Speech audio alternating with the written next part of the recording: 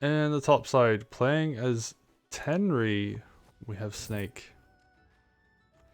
Up against Just Your Eventual Ruler. And the bottom, also playing Tenri. Ooh, this. Oh!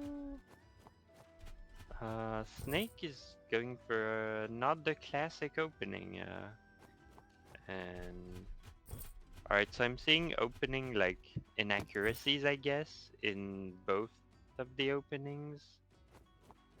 So that means it's not gonna be like a stomp one way. Hmm.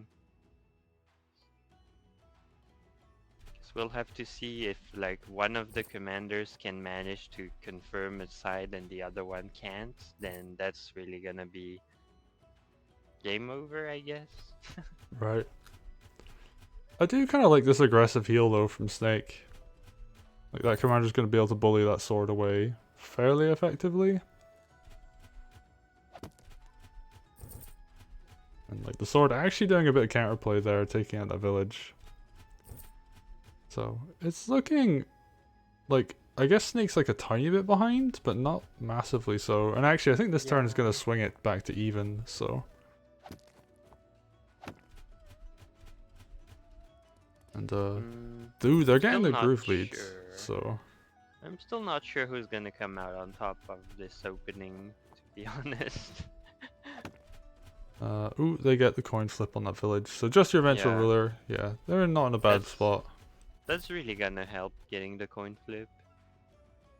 And we're seeing the spears from Just Your Eventual Ruler are starting to get out of the barracks.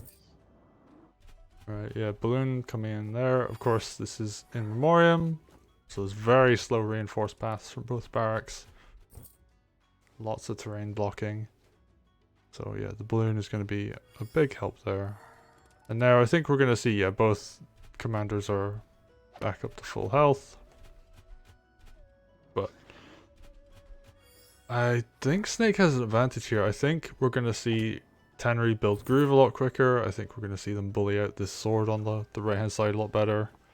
Hmm, I'd say Just Your Eventual Ruler is better, like army-wise, because his army is like out of the mountains and near the barracks, you know?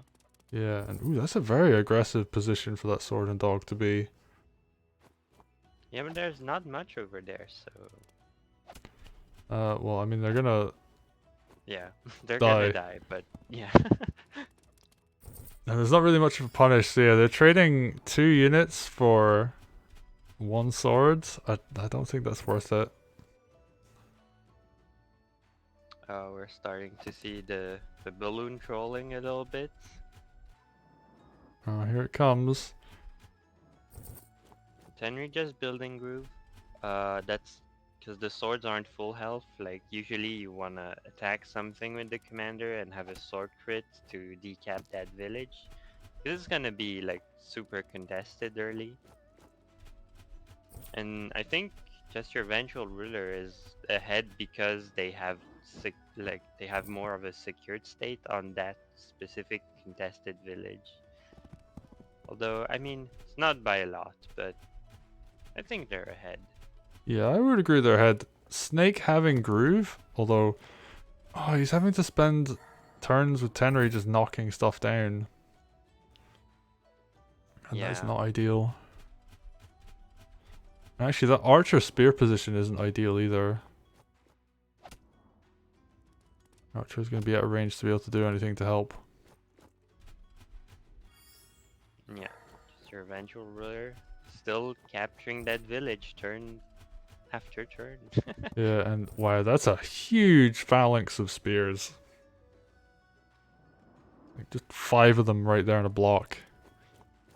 And you need a lot Yeah. to be able to deal with that. You need 2, possibly 3 archers to be able to kind of break that formation. Yeah, it's looking like just your eventual ruler managed to secure the 2 villages in the early game, and now he's gonna pull ahead quite a bit. I mean, he's gonna have a way easier time in this game, I guess. We're Yeah. starting to enter the phase where golems are arriving, and I guess that's why they pick Tenri. It's that they anticipate the golem phase, I guess. Is it interesting? Because you can't get dragons on this map, correct? You can. Okay. Ooh, Snake's being aggressive here. Alright, comes in with that heal. That was absolutely necessary, otherwise, like, they would lose the game right there, I think. I mean, still possible to lose the game in a position like that against Tenri. Yeah. Oh yeah, because you can, like, chuck a crit in there, and then, you know, move the unit away. Although Oh. I guess there's like only gonna be 3 attacks max. Oh, we're seeing a big aggressive play this turn. And yeah, ooh, all these spears coming forward. Like, suicide's 2 units to make this work, but this is going quite well. Wow, just balloons Tenri out of the way. Just wants to get her to a nice safe position. It's kind of the type of turn where you send your army to attack, then you look at the board, you're like, oh, I still have a commander and they have Tenri group. Where can I put it in a safe place? Yeah, and ooh, wow, this is a... The counterattack's gonna be pretty big too. Yeah, I mean, I that's think. a really nice turn from Snaek, doing a lot of damage in return. Just your eventual ruler? I mean, they're just gonna grind it out. I think they shouldn't like grind it out. They have the leads, they have the 2 side villages. They should just be spamming golems. That's true. I guess the plan here is set up for a kill on the strongholds? Yeah, the 2 I think spears they coming... just Ooh, I sorry. think they just don't want to be too passive, but I think they should be more passive because they got the lead. Right. Wow, picks off the witch. Interesting play coming out there. I guess, yeah, they want to keep their balloon actually as a wall, and the witch is the thing that threatens that. Yeah, no more anti-air on that side. Yeah, but I think we're going to see double night crit here on the stronghold. Yeah, and there's absolutely nothing that can be done. And Solid Snake just kind of forgot to defend the strongholds. Didn't place 2 Yeah, units in front. it's classic Tenri, really. It's like you leave 1 path and 2 sides on the HQ, and oh, it's dead. Yeah, which is an unfortunate way to go out, but it happens to the best of us, right? Yeah, and I mean, it's pretty clean, I think. And like, it's the kind of games where they happen all the time because you can't watch out for everything when you play against Henry. Yeah. And some people might be watching this and be like, oh, Tenri seems really powerful, like maybe a bit overpowered. And like, I would say she's really strong. She definitely has like a very strong option and that she can just end games like that. But outside of that, like, I mean, we saw the groove from Snaek. All he did was pick off 1 witch, and he still had to use another unit to actually get the kill on the witch. So you compare that to someone like a green finger or a vesper, where you can do like a big push and then secure that behind that. And Tenri doesn't have that kind of option, so Yeah. Apart from like winning the game with like lethals, Tenry usually uses Groove to snipe mages or so that you don't have anti-air. But just your eventual ruler didn't have that much air to take advantage of sniping the witch. So I mean Snake, but yeah. yeah,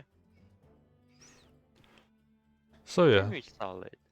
Tenri is solid, and both of Which them had groove really quite early. So yeah, I feel like Tenry's solid, but when watching games, it can feel a bit binary of like, does Tenry win the game? Yes or no. yeah, and obviously there are other play styles. Like I've played games as Tenri where just having the threat of groove means your opponent has to play in a certain way, so you can then make other plays happen that are really strong. Yep. Because they have to respect the lethal, which means they have to play more conservatively. So, and you know, That's the kind of stuff you don't really get to see much while spectating, I guess, because it's happening a bit too fast. But these two players, while playing, definitely, well, I mean, most likely were feeling the pressure from facing a Tenri group the entire time. yeah. I mean, I feel like Snaek in this example, they were a bit worried about, the commander dying, like losing their own Tenri. So you see, like, there's a whole bunch of units bunched around her. She's quite secure. And then there's two sides open on the strongholds. And that's like the threat of Tenri, right? So, yeah, nicely played by Just Your Venture Ruler. And we're going to go into game 2.